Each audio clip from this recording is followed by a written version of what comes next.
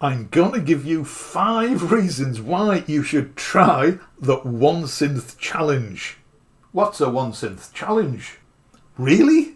So just in case you're a bit fuzzy about this, it is simply using one synth and one synth only to produce a piece of music.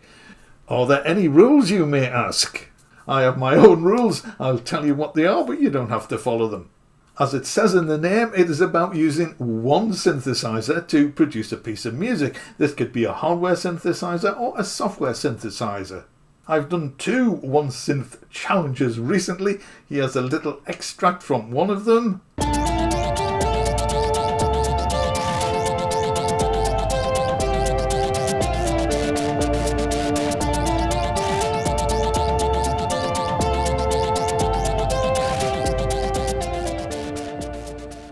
And here's a little extract from the other.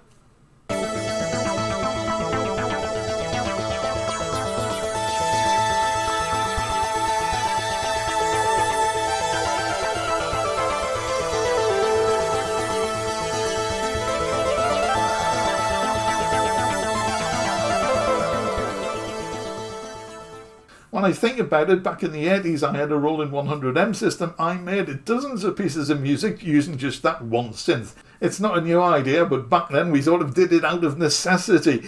And if you think of Wendy Carlos and Switched on Bark, I think the entire album was recorded with one synthesizer, albeit a very big one.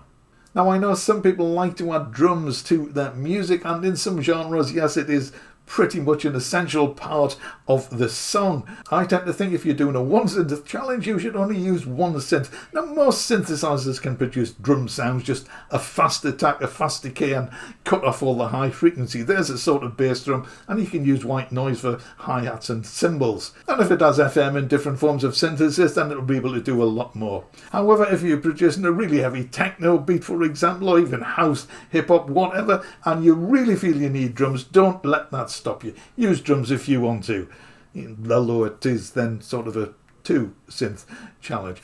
Anyway, that's just me. I just use the one synth and use whatever drum and percussion sounds it can produce if I want to use them.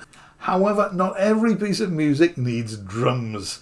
If you're wondering about effects and the like, well, yes, I think we can allow effects, because if you were producing a piece of music with a dozen synthesizers, you would still probably want to add a bit of EQ and compression and so on. As I say, the rules are up to you, but essentially it's about using one synthesizer and the sounds that that one synthesizer can make to produce a piece of music. Right, reason number 1. It's fun. Well, at least it should be fun. That's why we make music after all, because we enjoy it. Sometimes it's hard work, but it's supposed to be enjoyable. If it's not enjoyable, if it's not fun, then you should take up knitting or something like that. But that's why we play with synthesizers and make electronic music, because it is fun. So that is reason number 1. Reason number 2, I really like this. It enhances and stretches your creative abilities.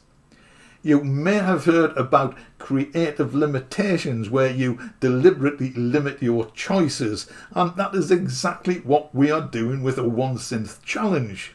It forces you to think a little bit outside the box, which I think can only be good for creativity. It avoids what a friend of mine used to call analysis paralysis, where you have so many choices you are like a rabbit staring into headlights. I have a musician friend who practices creative limitations on a regular basis.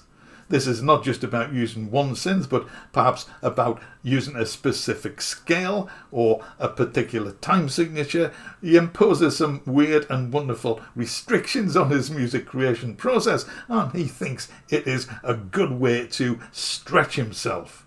Right, reason number 3. If you use one synth to produce all the parts, the chances are you will get to know this synth even better than you previously did. I would suggest, if you know a synthesizer inside out, that you try using another one, because this process will make you explore its ins and outs, its routines, its capabilities, its features. And knowing your instrument and equipment, whether it's hardware or software, a little bit better can only be a good thing.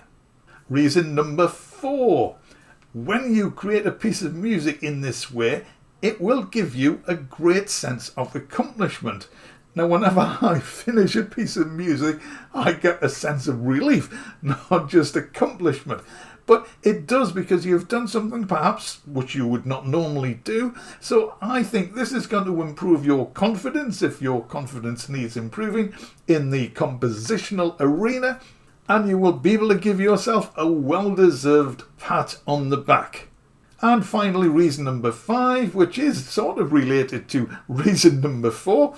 When you finish, it gives you a certain amount of, shall we say, bragging rights, for want of a better term. I know many musicians post regularly on social media, so you can tell everyone that you have completed a One Synth challenge. Now, we all have a bit of an ego. Ego. I keep mine in the shoebox under the bed. So hopefully your friends and family will tell you what a wonderful job you have done with this One Synth challenge. Whether they understand it or not, that's beside the point. Friends and family are there to support you. But if you want to tell the world about it, this is something you've done, way to go.